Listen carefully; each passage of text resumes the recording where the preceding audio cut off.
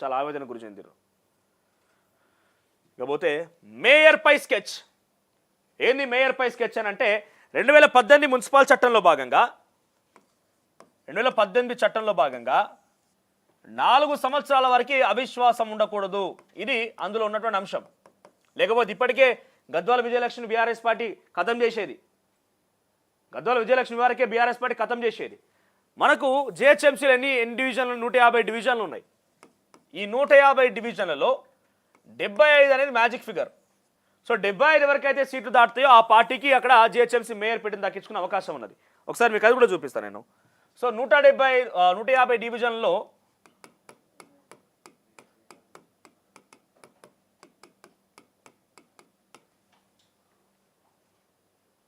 Right 2020లో ఎన్నికలు జరిగినాయి.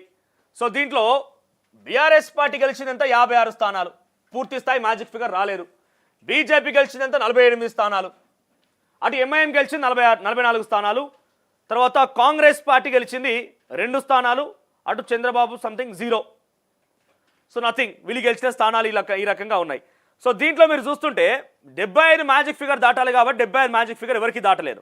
దీంతో ఏమైంది, ఇటు బీఆర్ఎస్ పార్టీ ఎంఐఎం కలిసి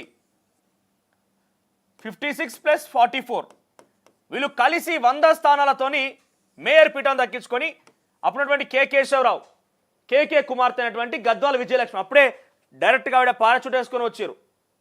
ఆవిడకి అంతకుముందు ఇక్కడ రాజకీయాలు కానీ ఇక్కడ అంశాలు కానీ ఏం తెలియదు. డైరెక్ట్గా వచ్చేసి మేయర్ అయిపోయారు. గద్వాల విజయలక్ష్మికి మేయర్గా ఆ స్థానం లభించింది. ఆ తర్వాత తెలంగాణ ఉద్యమకారుడు, నిజమైన ఉద్యమకారుడు ఆయన. ఎందుకు చెప్తున్నా అంటే ఈ మాట నేను స్వయంగా ఆయనతో మాట్లాడినప్పుడు కానీ ఆయన ఇంటర్వ్యూలో గతంలో చూసినా నేను. ఆయన పేరు కూడా చాలామంది చెప్తారు ఎప్పుడు చూసినా కూడా. తార్నాకలో మొదటగా టెంట్ వేసి కేసీఆర్తో ధర్నాకు కూర్చోబెట్టినటువంటి వ్యక్తి శోభన్ రెడ్డి. సో ఆ శోభన్ రెడ్డి భార్య శ్రీదేవి గారికి శ్రీలత అనుకుంటా డిప్యూటీ మేయర్గా, ఆవిడ డిప్యూటీ మేయర్ అవకాశం వచ్చింది. సో మేయర్ డిప్యూటీ మేయర్ని బీఆర్ఎస్ పార్టీ రకంగా కైవసం చేసుకునేది ఎంఐఎం సపోర్ట్తోని. సో ఆసారి కొంత బీజేపీ అనేది కూడా జిహెచ్ఎంసీ ఎన్నికల్లో చాలా పెద్ద ఎత్తున ప్రభావం చూపించగలిగింది. జిహెచ్ఎంసీలో 48 స్థానాలు కూడా బీజేపీ పార్టీ గెలుచుకోగలిగింది. సో ఇప్పుడు ఏమవుతున్నదంటే మనం పార్టీల పరంగా చూస్తే, పార్టీల వారీగా చూస్తే గద్వాల విజయలక్ష్మికి సంబంధించి ఎట్లా స్కెచ్ చేయబోతోంది బీఆర్ఎస్ పార్టీ అంటే, సో 75 స్థానాలు కావాలి. సో కాంగ్రెస్ పార్టీకి సత్తా లేదు. ఇప్పటివరకు కాంగ్రెస్ పార్టీకి ఉన్నది ఎంత మనం చూస్తే, కాంగ్రెస్ పార్టీకి ఇప్పటివరకు 23 మాత్రమే ఉన్నారు. వీళ్ళంతా కూడా డైరెక్ట్ గెలిచిన వాళ్ళు కాదు. గద్వాల విజయలక్ష్మి వచ్చారు, ఆ తర్వాత డిప్యూటీ మేయర్ ముందుగానే జాయిన్ అయ్యారు. విజయలక్ష్మి మేయర్ కంటే ముందు డిప్యూటీ మేయర్ జాయిన్ అయ్యారు. మా దగ్గర రహమత్ నగర్ దగ్గర సిఎన్ రెడ్డి అని చెప్పి ఆయన కూడా జాయిన్ అయిపోయిండు. బాబా ఫసీయుద్దీన్ జాయిన్ అయిపోయింది. ఇట్లా మొత్తం మీద ఒక 23 మంది కాంగ్రెస్లో చేరికయ్యారు. ఇంకెంత కావాలి వీళ్ళకి యావరేజ్గా వీళ్ళ స్థానాలకు, వీళ్ళ యొక్క పీఠాన్ని దక్కించుకోవడం కోసం, గద్వాల విజయలక్ష్మిని కాపాడడం కోసమా, లేకపోతే కాంగ్రెస్ పార్టీ జెండా బాతడం కోసమా ఇంకా 75 స్థానాలు కావాలంటే యావరేజ్గా వీళ్ళకి మనం మినిమం ఒక 52 స్థానాలు కావాలి. ఇంకా 75కు పైబడి ఉంటేనే సాధ్యమవుతుంది. లేకపోతే అటు ఇటుగా ఒకరిద్దరు ఎమ్మెల్యే, ఒక కార్పొరేట్ అటు ఇటు అయినా కూడా మళ్ళీ ఈ పీఠంపై అవకాశం ఉంటుంది. జిహెచ్ఎంసీ అనేది మెయిన్ బేస్. గవర్నమెంట్ ఏది ఉంటే జిహెచ్ఎంసీలు అది ఉంటేనే కొంత ఇక్కడ జిహెచ్ఎంసీ ఫండ్స్ కానీ, లేకుంటే ఇక్కడ వెసులుబాట్లు ఉన్న విషయాలు కానివ్వండి, కొంత ఆ తరీకా వేరే ఉంటుంది. సో గతం నుంచి మనం చూస్తున్నాం, అధికార పార్టీ ఏదైతే జిహెచ్ఎంసీ మేయర్ పీఠం వాళ్ళదే ఉంటుంది. సో 4 సంవత్సరాలు పూర్తయింది, అవిశ్వాసం పెట్టవచ్చు. అవిశ్వాసం పెట్టాలంటే 23 మంది ఇటు వచ్చేసి వీళ్ళంతా కూడా బీఆర్ఎస్ పార్టీ నుంచి వచ్చిన వాళ్ళే. బీఆర్ఎస్ పార్టీకి 56 మంది గెలిస్తే ఆ 56 మందిలో 23 మంది అంటే సగం మంది వచ్చేసారు. ఇంకెంతమంది 23 మంది మాత్రమే ఉన్నారు అక్కడ. ఎంఐఎం ఇప్పటికే కాంగ్రెస్ పార్టీకి ఇండైరెక్ట్గా చెప్తున్నది. చాలా వివరంగా చూపిస్తాను అది.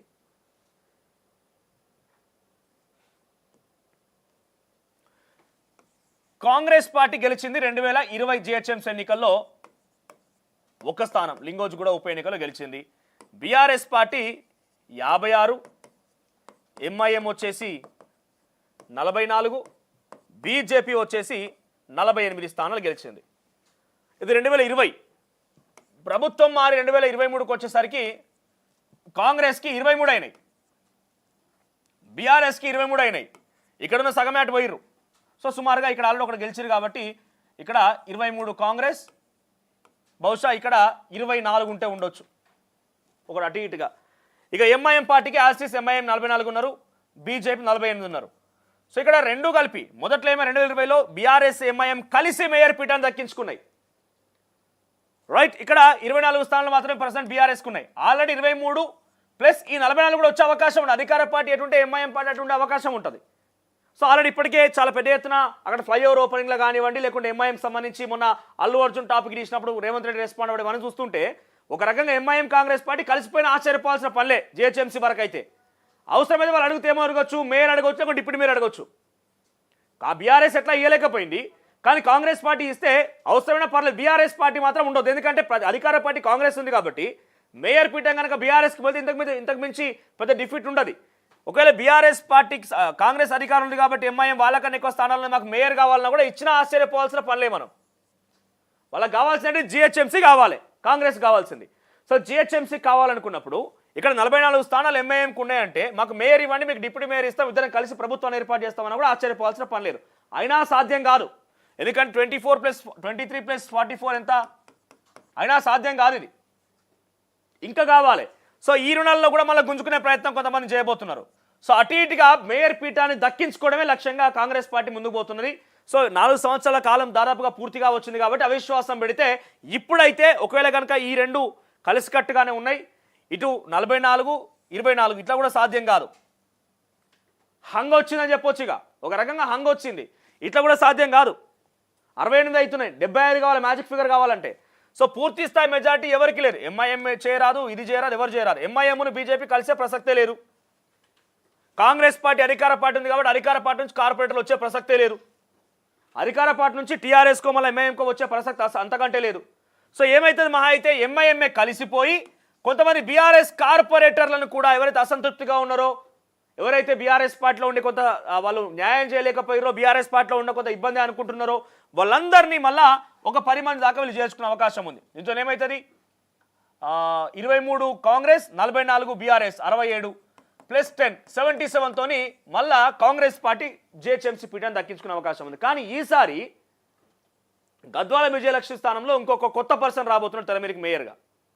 మనకున్న విశ్వసనీయ సమాచారం మేరకి గద్వాల విజయలక్ష్మి ఒకవేళ కాంగ్రెస్ పార్టీలో పీఠాన్ని దక్కించుకునే ప్రయత్నం చేసినా కూడా ఆవిడ స్థానంలో ఒక కొత్త పర్సన్ రాబోతున్నారు. అవసరమైతే డిప్యూటీ మేయర్గా చేసే అవకాశం కూడా ఉన్నదట, చర్చ సాగుతున్నది. నాకైతే ఇంకా అక్కడ కన్ఫామ్గా ఏం జరుగుద్దనేది తెలియలేదు, కానీ చర్చ అయితే సాగుతున్న రకంగా ఉండే అవకాశం ఉందట. సో డిప్యూటీ మేయర్గా చేయవచ్చు, లేదంటే మేయర్ని కొనసాగించవచ్చు. ఎక్కువ శాతంగా అయితే 100కి 90% అని చెప్పేది మేయర్ని మారుస్తారనే మాట చెప్తున్నారు. సో ఆవిడ ఆల్రెడీ 4 సంవత్సరాలు ఉన్నారు కాబట్టి ఒక సంవత్సరం వేరే వాళ్ళకి ఇద్దామనే ఒక ఆలోచనలోనే కాంగ్రెస్ పార్టీ అధికార పార్టీ ఉన్నదట.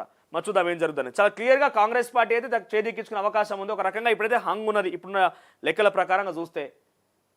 సో ఎవరికి క్లియర్ మెజార్టీ లేదు, ఎవరికి క్లియర్ మ్యాజిక్ ఫిగర్ లేదు. సో ఈ మ్యాజిక్ ఫిగర్ రావాలంటే కాంగ్రెస్ పార్టీయే అధికారంలో ఉంది కాబట్టి ఎంఐఎంని కలుపుకుంటూ ఎంఐఎంకి అవసరమైతే మేయర్ స్థానం ఇచ్చినా పర్వాలేదు, కానీ బీఆర్ఎస్ పార్టీకి అది పోవద్దు. సో ఇది లక్ష్యంగా పోతుంది. ఒకసారి మనం ఇక్కడ చూస్తే నిన్న తలసాని శ్రీనివాస్ యాదవ్ ఇంట్లో బీఆర్ఎస్ పార్టీ ఎమ్మెల్యేలు భేటీ అయ్యారట. ఏంది ఆ భేటీలో చాలామంది పాల్గొని ఇదే మాట చెప్పారు. ఇక్కడ చూస్తే బీఆర్ఎస్ కసరత్తు ప్రారంభించింది. మేయర్ గద్వాల విజయలక్ష్మి పైన అవిశ్వాస తీర్మానం పెట్టాలని ఆ పార్టీ నిర్ణయించింది. మంగళవారం నాడు హైదరాబాద్లో బీఆర్ఎస్ పార్టీ ఎమ్మెల్యే మాజీ ఎమ్మెల్యే తలసాని శ్రీనివాస్ యాదవ్ నివాసంలో దాదాపుగా 2 గంటల పాటు సమావేశమై ఈ అంశంపై చర్చించారు. అందులో భాగంగా జిహెచ్ఎంసీలో తమకున్న కార్పొరేటర్ల సంఖ్యాబలంతో పాటు అవిశ్వాసం పెట్టేందుకు సంఖ్య ఎంత అవసరమనే కోణంలో బీఆర్ఎస్ పార్టీ నేతలు చర్చించారు. ఎక్స్ అఫీషియో సభ్యులు మినహా మిగతా సభ్యులను ఎలా సమకూర్చుకోవాలనే అంశంపైన ఈ సమావేశంలో సుదీర్ఘంగా చర్చించారు. అలాగే జిహెచ్ఎంసీపై పట్టుజారకుండా ఉండేందుకు బీఆర్ఎస్ పార్టీ తీవ్ర కసరత్తు చేస్తోంది. 2020 డిసెంబర్లో జిహెచ్ఎంసీ ఎన్నికలు జరిగాయి. ఈ ఎన్నికల్లో నాటి బీఆర్ఎస్ ప్రభుత్వం భారీగా డివిజన్లు కైవసం చేసుకుంది. దీంతో బంజారా హిల్స్ డివిజన్ నుంచి కార్పొరేటర్గా విజయలక్ష్మి ఎన్నికయ్యారు. ఆమె బీఆర్ఎస్ పార్టీ సీనియర్ లీడర్ కేకే కుమార్తె కావడంతో గద్వాల విజయలక్ష్మిని మేయర్గా పదవి వరించింది. అయితే 2023 చివరిలో అసెంబ్లీ ఎన్నికలు జరిగాయి. ఈ ఎన్నికల్లో తెలంగాణ ఓటర్ కాంగ్రెస్ పార్టీకి పట్టం కట్టాడు. దీంతో రేవంత్ రెడ్డి సారథ్యంలో కాంగ్రెస్ ప్రభుత్వం కొలువుదీరింది. సో 4 సంవత్సరాలు పూర్తయింది. మేయర్ విజయలక్ష్మి రాజీనామా చేసి హస్తం పార్టీకి దగ్గరయ్యారు. సో ఏముండదు, మహా అయితే ఎంఐఎంకి మేయర్ వచ్చే అవకాశం ఉన్నది. చూద్దాం మరి ఏం జరిగిద్దో. రమణ